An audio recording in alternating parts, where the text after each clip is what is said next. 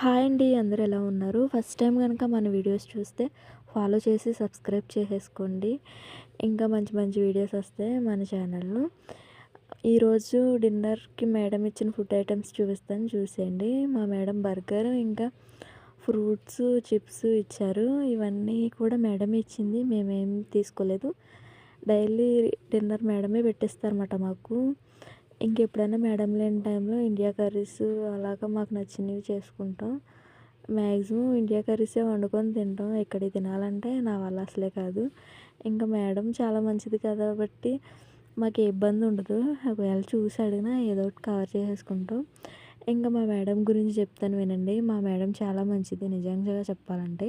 కాకపోతే తనకి ఎప్పుడన్నా కోపం వచ్చినప్పుడు ఎవరి మీద చూపించలేక నా మీద, అత్త మీద చూపిస్తది. మేము అసలే పట్టించుకోము అటువంటియి. ఇంకెన్ని తిట్టుకున్నా మేము అసలే మాట్లాడం. సో దట్ ఇంకా లైక్ చేస్తారన్నమాట మేడం. నిజంగా మేడం మంచిది. కాకపోతే కొంచెం ఎప్పుడన్నా కోప్పడతారు అంతే. సో ఫుల్‌గా తిన్నాను. ఇంకా బద్ధకం వచ్చేసింది. చూసారా నా బెడ్ ఎంత దరిద్రంగా ఉందో. ఇవన్నీ క్లీన్ చేయాలి ఇప్పుడు తిన్నాను కదా! ఈరోజు నాకు మంచి అదృష్టం తెలుసా! ఆయిలు కాలు మీద పడిపోవాలి అసల. పడిపోయింది ఆల్రెడీ. కాకపోతే మొత్తం కాలంతా పడిపోవాలి. కాకపోతే కొంచెమే పడ్డది. అయినా మచ్చలొచ్చేసినాయి.